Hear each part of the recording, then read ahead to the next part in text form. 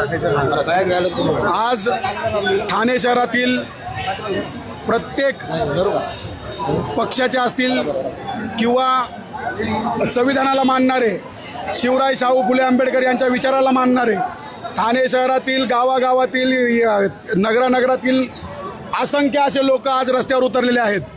कारण परभणी जिल्ह्यामध्ये ज्या आमच्या समाजावर अमानुषाची मारहाण झाली, लाठी हल्ला झाला, त्या लाठी हल्ल्यामध्ये आमचा एक भीमसैनिक शहीद झाला, सोमनाथ सूर्यवंशी. या सोमनाथ सूर्यवंशीची पोलीस कोठडीमध्ये मारहाण करून त्याची हत्या करण्यात आली. त्या पोलिसांवर जोपर्यंत 302चा गुन्हा दाखल होत नाही तोपर्यंत आमची कोणतीही जनता शांत बसणार नाही. प्रत्येक जिल्ह्यामध्ये, प्रत्येक गावामध्ये, प्रत्येक तालुक्यामध्ये हे असंच आंदोलन आम्ही चालू ठेवणार आहोत.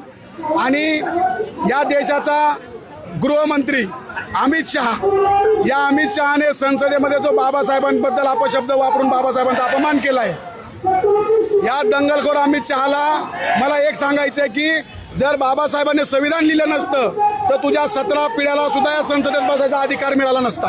मग तू जर बाबासाहेबांचा अपमान जर करत असशील तर तुला मला एक सांगायचं तुमच्या राज्य शासन, देशाच्या शासनाला, अरे हमारे दम पे ऐश करते हो, भीमराव के संविधान पर ऐश करते हो और उस पे सितम यह है कि हमसे ही बहस करते हो.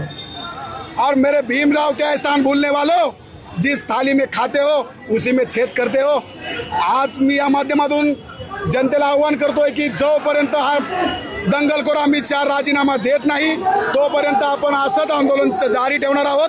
कोणीही शांत बसायचं नाही आणि आंदोलन शांततेमध्ये पार पाडायचं आहे. कोणत्याही